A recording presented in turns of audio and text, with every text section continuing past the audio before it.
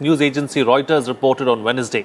India is the world's biggest buyer of edible oils and has already effectively stopped importing palm oil from Malaysia by asking importers to look elsewhere. According to the report, New Delhi is now planning to restrict buying of petroleum, aluminium ingots, liquefied natural gas, computer parts and microprocessors from Malaysia. The same report goes on to add that the government is also planning to cut imports of oil and steel products from Turkey. Meanwhile, another Reuters report said Malaysia will use diplomatic channels to try and resolve concerns over the palm oil exports. Malaysia's Ministry of Primary Industries told an industry conference that this year Malaysia foresees more challenges in some of its major markets. On this edition of The Big Picture, we will analyze India's relations with Turkey and Malaysia. Joining me on the program today are Gurjeet Singh, former ambassador, Jayant Das Gupta, former ambassador of India at the WTO, and Pramit Pal Chaudhary, Foreign Affairs Editor of the Hindustan Times. Thank you to all my guests for joining me on this edition of The Big Picture. Pramit, let me begin the program with you. Let's first try and understand and try and figure out what the issue is really as far as trade between India and Malaysia and Turkey are concerned, because the MEA has come out with a statement saying that there are no real restrictions, but the media is reporting otherwise. Yeah, I think we understand that it's not really about trade per se, but the government's policy has been that, unlike in the past, criticisms of Indian policies that are seen as strictly domestic, in this case Article 370's amendment and the status of situation in Kashmir, would no longer be just handled through diplomatic channels or privately. There would be some sort of a cost would be imposed on countries that criticized India. And notably, of course, as we mentioned, Malaysia and Turkey were the ones who went out publicly and criticized the policy. And in the particular case of Mahathir, who has actually had a long record of criticizing us on Kashmir over the past, I would say, 15 or 20 years, he made some statements which are just historically inaccurate and, of course, has refused to back down. So the decision, therefore, was to at least impose some costs on both countries. And as you've mentioned, in the case of Turkey, we don't have a major trading relationship. So some contracts have been cancelled and some other actions are being considered. Malaysia, however, is a relatively large trading partner, if I remember correctly, somewhere on the $15 to $16 billion range, and of which palm oil is probably the single largest component. And that is definitely going to hurt Malaysia because we are, I believe, one of the first or second largest buyer of palm oil from that country. So in the case of the Malaysians, we have already imposed a cost and will continue to do so. Mahathir, as you've mentioned, has not backed down on this issue so far. But the game will be that having imposed a certain cost is to make sure that this doesn't go out of control. Fundamentally, we do not have a hostile relationship with Malaysia, or for that matter, really too much with Turkey. So therefore, it has to be calibrated carefully so it does not become a genuine trade war or affect a larger bilateral relationship. All right. Ambassador Das Gupta, there is an issue really as far as palm oil is concerned. There is no denying that. How much of an impact is it having on Malaysia's economy? Because Malaysia has already spoken about how it wants to talk to India or come to the negotiating table and try and sort out that particular issue. And how much of an impact does it have on India as well? Palm oil accounts for about 2.5% of Malaysia's GDP and about 4.5% of its exports. And India is its largest buyer. We buy about 9 million tons of palm oil between Malaysia and Indonesia. So, and in fact, the palm oil imports from Indonesia have gone down from about 3.4 to about 4.3 to about 3 point something billion dollars. And from Malaysia, they have increased last year, that is in 2019. So whatever Indonesia lost, we have actually been importing more from Malaysia by way of refined palm oil.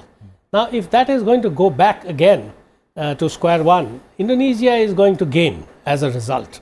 And of course, there is enough refining capacity for palm oil in India, so our consumers are not going to suffer very much.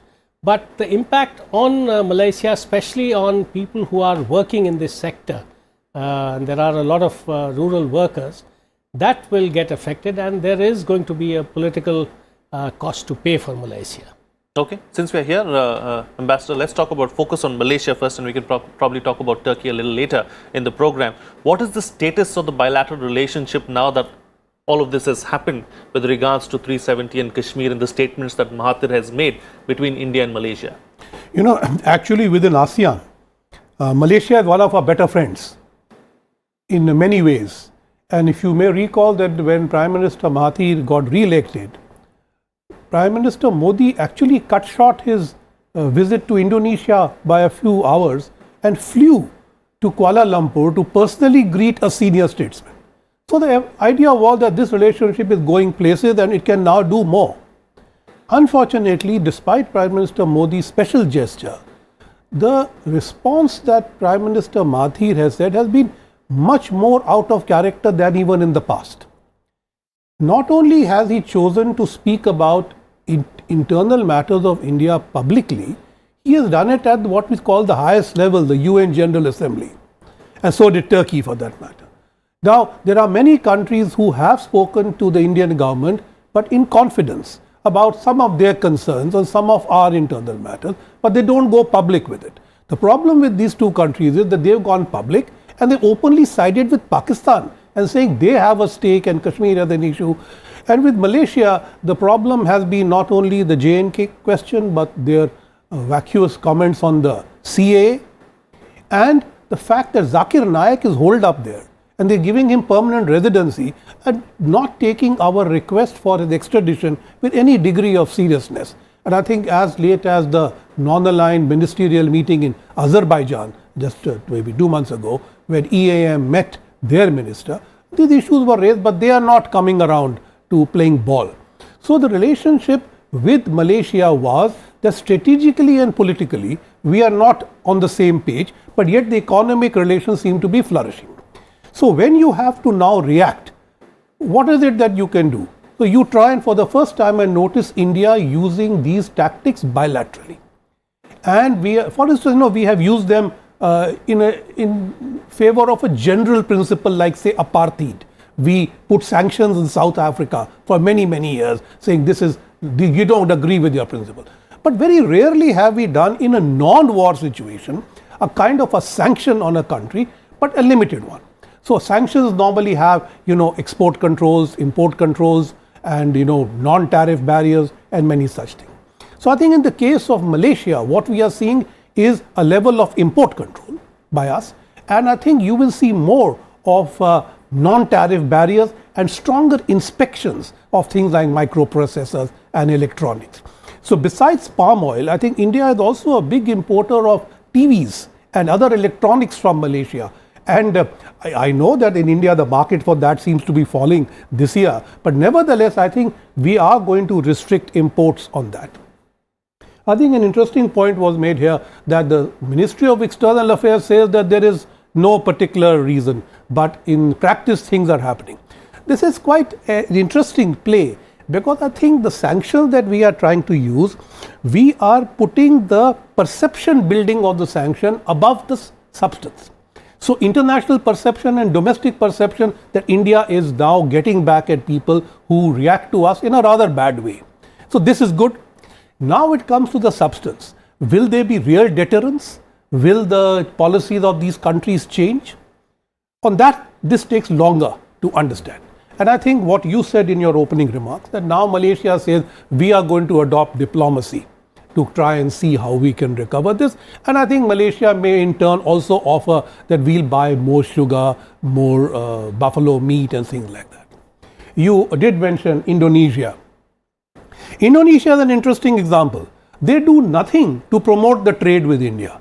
They are waiting for Malaysia to go down so they can benefit from the trade. And as Mr. Das Gupta mentioned, when they went down, the Malaysians gained. But today, the countervailing duties which have been imposed raised the duty on palm oil to 50% for Malaysia and 45% for Indonesia. So my question now is, what is Indonesia going to do to balance the trade with India by buying more? They have been promising to buy more sugar from us. Now, where? I have not seen that happen. So with all these ASEAN countries, though we have an India-ASEAN FTA, with some like Singapore, Malaysia, we also have bilateral, but we don't have with Indonesia. But I think all of them need to play better ball with us. And I am happy to see that India has decided to take a firm stance. The results of it will come. But as I said, the international and domestic perception that we are going to stand up for ourselves and use trade as a tool is an important step. Okay, so the times have changed, and the way India deals with the foreign powers also has changed, is what the ambassador is suggesting. That's something that the foreign minister also said and spoke about at the Raisina dialogue. Pramit, it's let me go back to a point that you were making, and that the ambassador also touched upon it right now. What has prompted this sudden change of heart, or the way Malaysia has started behaving with India and started moving towards Pakistan? Is it, are they domestic compulsions, or what is it really that has changed things? My guess is that it's not, and I'm not going, I can only speculate, that Mahathir is not particularly interested in Pakistan per se. There isn't much to gain from wooing Pakistan. But my understanding is that he is effectively in a power tussle with his political partner, Anwar Ibrahim. Anwar Ibrahim's support base has been Islamic parties and movements in Malaysia. And Mahathir, to some degree, is trying to outflank him with the Islamic card, if you wish. So he's not only attacked us, he's gone after Israel on the Palestine issue and so on. So my sense is that he's trying to use this to balance for his own domestic political compulsions. And therefore, India has traditionally not reacted to these type of things publicly or in any tangible fashion. So he may have thought this was a relatively easy bogey to hit and gain some points domestically. Mahathir himself is partly of Indian origin. He is Tamil. I think one of his grandparents is Tamil. So he has always tried to out more Malay than others in the political system, if you wish, ethnically, to compensate for his Indian background. And so that's another reason he's often gone after India in particular. So my sense is that it's largely a domestic play, but I think the message that India is trying to send is, you can play domestic politics if you want, but if you're going to try to use India to gain votes, you're going to have to pay a domestic price as well. All right. So, in all of this, Ambassador Dasgupta, your thoughts on India's trade diplomacy and how it is shaping up and how things are going to be going forward? Well, I wouldn't put this as part of trade diplomacy because, it was quite unfair of Malaysia and Turkey to raise it in the UN and in September last year. And then, of course, this statement about the CAA came on the 20th of December 2019. And both of them were not really called for. And I quite agree with Pramit when he says that it is part of the domestic, positioning and posturing and power play between the two partners. But there is also another angle to it, and that is, I think, Turkey especially, from what I see, and Malaysia, are trying to wrest the leadership of the Islamic countries in a subtle way away from Saudi Arabia. Turkey has been at it for quite some time. So the conference which they organized in Kuala Lumpur, to which Pakistan was invited, and Imran had also given his assent to it, and then at the last moment he cried off, and he didn't even send a minister to attend that meeting. So that is all of a piece with what Mahathir has been trying to do. But having said that, I think the best part of this whole episode is that the Solvent Extractors Association of India, they advised their members not to buy refined palm oil from Malaysia. There was no government directive, there is no government order or direction to this effect. So we are in the clear as far as the government is concerned, and Mahathir has to either sort it out and promise to make amends, or this stalemate continues. But having said that, this should be used only as a last resort, and only when the provocation is grave enough. It should not be used at every turn and of events. So we have to use it sparingly so that it has value. And there is this fear also that if you upset the diplomatic boat and you go out of your way to criticize India at international fora, there is a price to pay. Okay, all right, Ambassador, let's talk about Turkey now. There was a high-level state visit that was cancelled in October 2019 as well, as far as India and Turkey were concerned. So where does all this go as far as the bilateral relationship between India and Turkey is concerned? Turkey is one of those enigmatic countries. And the relationship with India is perhaps one extreme of the enigma. It is ideal that two countries of the South with similar interests should actually be working together. And if you look at our outgoing ambassador's statements and interviews in the last few days, I think he emphasizes all this. And so there is much to do together. But just there are quite a few contradictions which emerge from Turkey's own worldview. Please remember that Turkey long back was a member of CENTO, the Baghdad Pact, with Pakistan and Iraq. But as things go on, the military relationship between Turkey and Pakistan is not diminishing. They continue to have joint exercises in the naval sphere and other things. So India has been a little bit quiet, at least in the last 5 years or so, on Turkey's political ambitions, hoping to build a functional and economic engagement, because there are many areas where we can work together. It is Central Asia, Africa for one.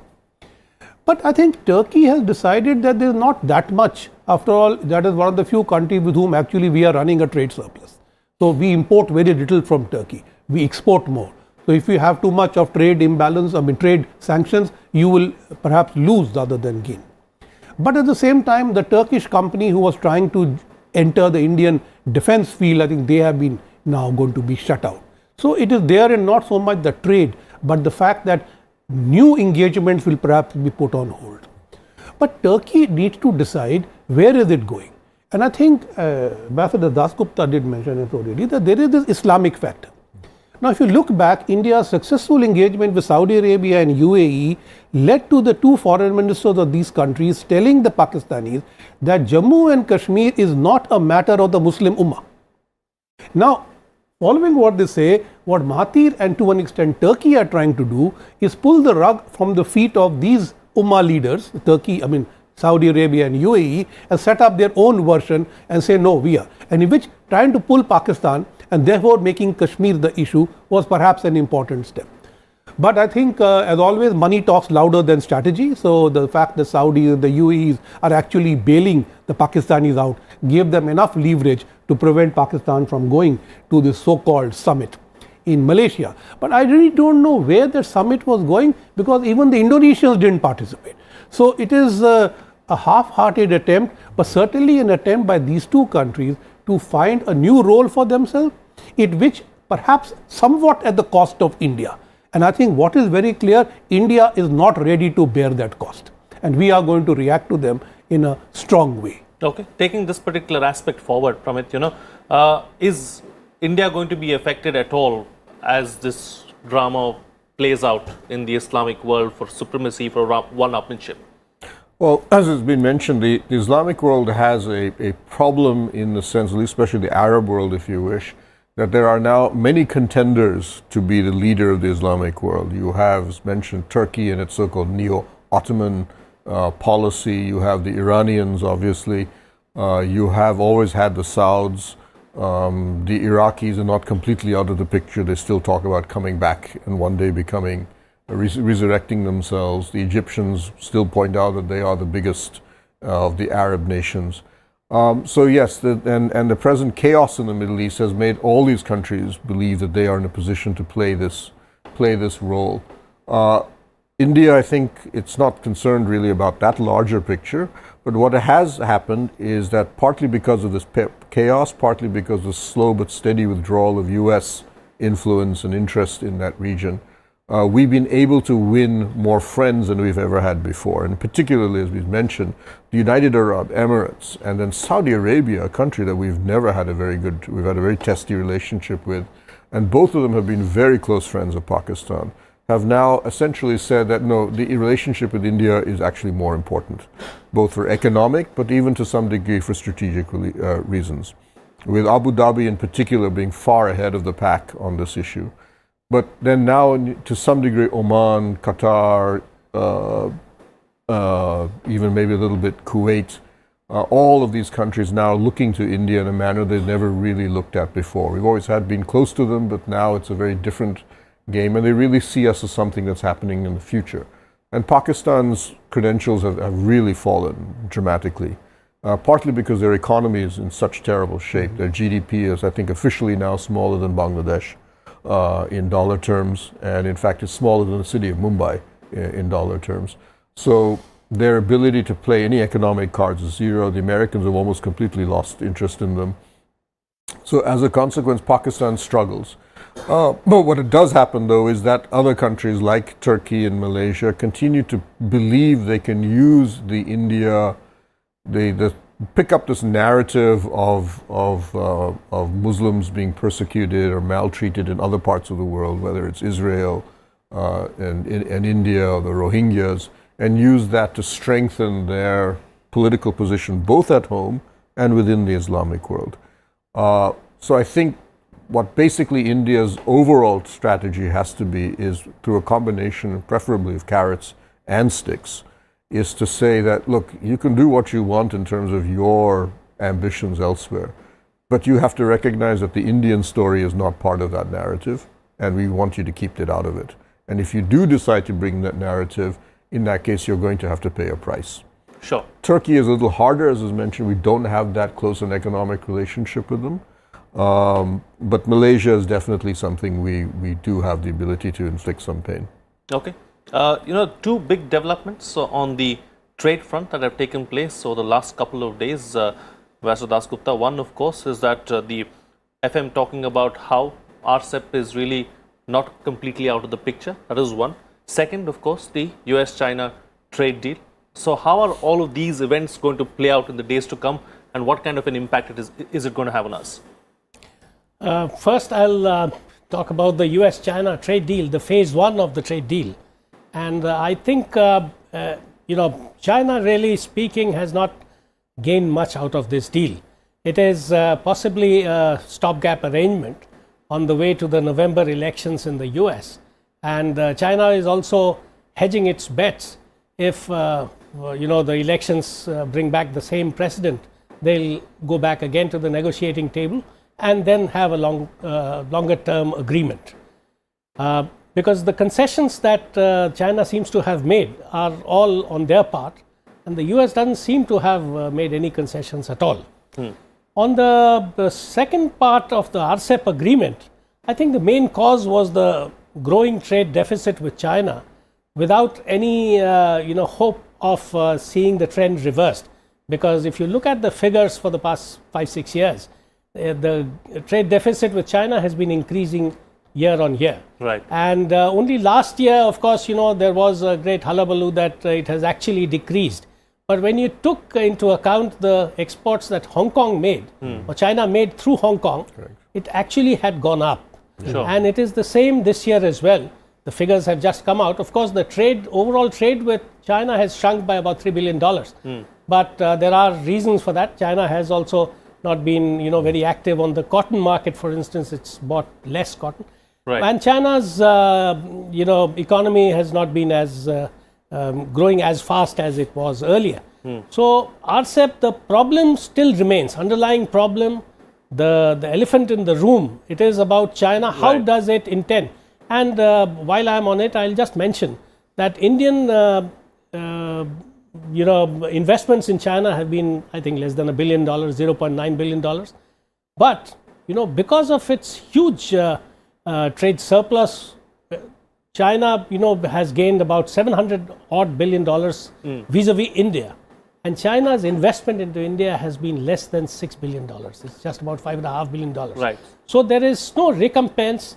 there is no hope that we can put it back on the rails unless China commits very firmly, and there are measures which we can build into an agreement, which it will have to be an India-China agreement, which will first have to be arrived at, then only we can get into RCEP. Okay, all right. And Ambassador Singh, close the show for us with your I concluding think I remarks. agree with The best way Ambassador forward. Dasgupta indeed, that I think the RCEP ultimately was an India-China issue, and in the later stages an issue between India, Australia and New Zealand, because they are the only three countries with whom we did not have an FTA. With ASEAN we already have an FTA with some bilaterals as well. So I don't think RCEP was making much of a thing, but I think in the last few years we were running a trade deficit with 11 of the 16 countries, 15 countries in RCEP. Now he's right, China is the issue. So if you come down, that China as a country is also trying to always contain India and use their economic muscle to make sure that we don't acquire the international space that we need. Neither do they allow us to search in our own way of an equitable international order. They pay lip service to it, but they will always ground you, whether it's in NSG or wherever.